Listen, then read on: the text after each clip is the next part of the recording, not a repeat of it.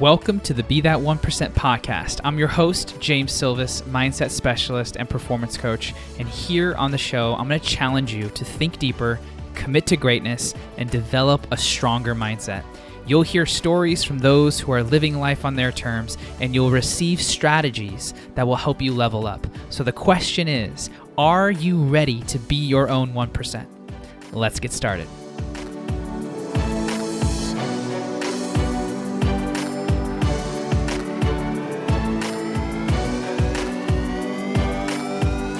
Hey everybody, welcome back to the Be That 1% podcast. If this is your first time to the show, welcome. And if you are a return listener, welcome home to the 1% community.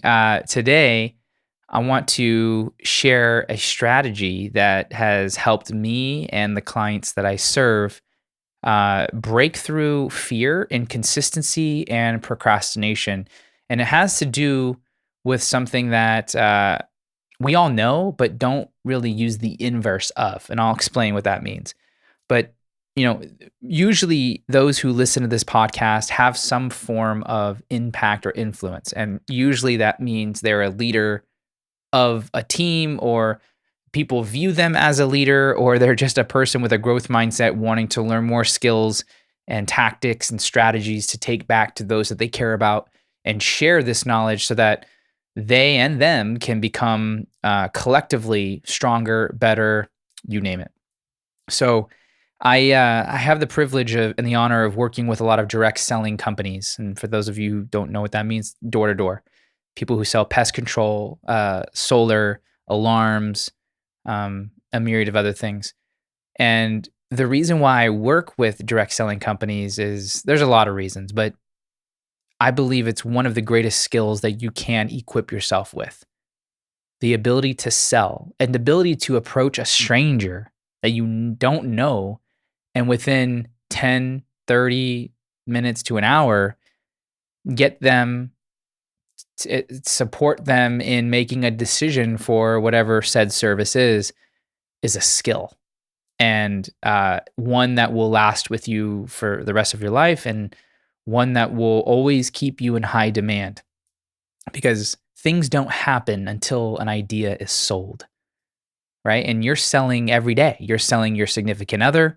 You're selling your friend on what they should wear or how they should look at life. You're selling, the person at the counter when you are negotiating. Any form of interaction between humans, some form of selling is going on.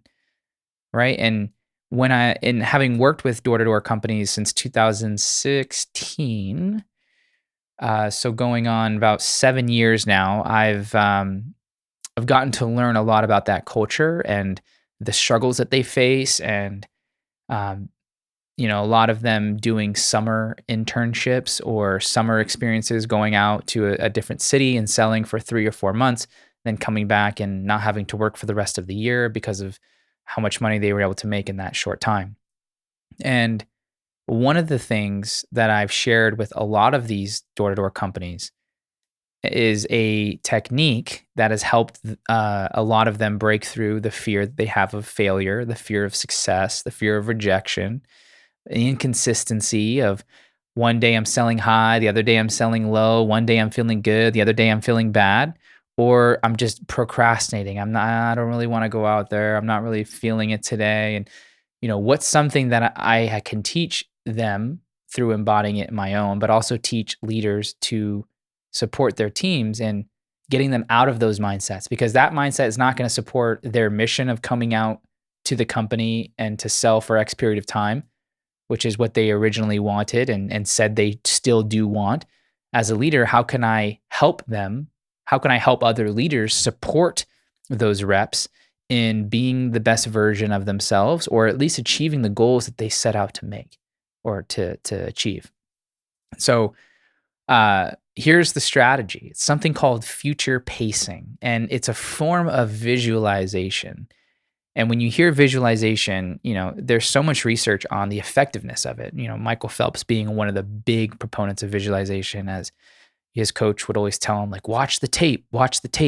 And it was mental tape. It was constantly going over potential scenarios that could happen in meets and in competitions and in the Olympics. Like, what if your goggles fill up with water? Or what if this happens? Someone gets in your lane, or what, constantly visualizing the body when the mind, when it's experiencing something vivid, does not know the difference between what's real and what's not. And so, if you could vividly imagine what you want your body to do in certain situations, you're in essence programming it to show up that way.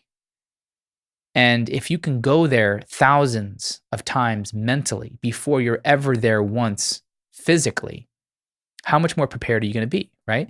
And so, usually, when visualization is discussed, it's usually about visualize the things that you want, visualize the person you want to be, visualize the sale going your way, visualize, someone saying yes, visualize the best case scenario. And I'm not saying that that's bad. I think that that is good. And I think uh, that's an effective way of creating more of a carrot kind of motivation and also laying down tracks of what's possible. So we definitely need that. And then there's the other way where you take people to some time in the future and you imagine them living out the worst case scenario, the reality that they don't want, and you get them to go there. Right. And so, in the context of direct selling and in these door to door companies, I'm usually coming to talk to them about midsummer where burnout is like high, motivation levels are low. They're questioning whether they, should finish, if they made the right choice. It's the wear and tear of so many doors, so many no's, the chatter that happens in their mind, the comparison that takes place between reps and reps and companies. And, there's a laundry list of things that in aid in all of those above things that I mentioned. But one of the strategies is future pacing. And so, in these trainings that I do, I have them close their eyes and I have them go to a negative reality in the future based on all the things, all the behaviors, the daily actions that they're currently doing that they know they shouldn't be doing. Sleeping through their alarm, not knocking the doors, having longer meetings or longer breaks at lunch. Maybe they get 30 minutes for lunch, but now they're taking an hour and a half. Not going to certain territories that they've been assigned to knock, justifying why they should leave early and not work the hours that they've committed to work. All these types of behaviors. And when I have them close their eyes, I imagine for the next few weeks to months, them continuing to do that behavior. Close your eyes and see yourself snoozing your alarm. See yourself taking longer breaks. See yourself going from door to door with a low vibe, not much momentum. You're kind of just going through the motions, and just feel that. Be that. Experience that. And then fast forward 4 weeks, 6 weeks, 8 weeks. And so in their mind, they're visualizing all them doing the things that they know they shouldn't do, that they're currently doing. And I'm getting them to see it over and over and over. And then I get them to the point where they leave for the summer. Now imagine you're on the plane going back home and you're reflecting on the summer and what it could have been, the amount of doors you could have knocked, the deals that you could have made, the impact that you could have had. And what would you be feeling then? And then imagine you landing and going home and seeing your significant other, girlfriend, boyfriend, your friends that knew that you were going to go say yes to this opportunity, your parents or your loved ones that now ask you, how was it? What was it like? What did you learn? And imagine yourself being in that situation and saying, yeah, it was good. Learned a lot. How does that feel? And I have them sit in that emotion. And the more they sit in that emotion, the more that reality cements. And then I have them open their eyes and I say, what'd you feel? And they say, embarrassed, resentful, um, just sad, depressed, knowing that every decision I make from that point is going to be tainted because of the lack of effort that I've given in this one, right? These are like common answers. And then I say every day you have a choice. And your choice is, what are you going to do when you wake up? And you have these lists of things that you know you shouldn't do, that if you do, that reality that you just experienced, that was in your neurology, that brought you to tears, that gets more and more real. Each of these behaviors that you do. If you don't want that reality, you do X, Y, and Z. And when you frame it like that, you bring the negative reality close. You bring it to now. You bring it to today. And people will take action faster through pain than they will with pleasure, unfortunately. But you're using this pain, this future pain, to bring to the now, to intensify it, to guide them in the direction that they want to go, that they've committed to going, but may have forgotten or may be so lower in energy because of the distractions that are in their head that it snaps them back on path and continues to fuel the rest of their summer or whatever time frame they're on. Now, this fits really well with the summer programs that I do with the direct selling because it's such a short period of time.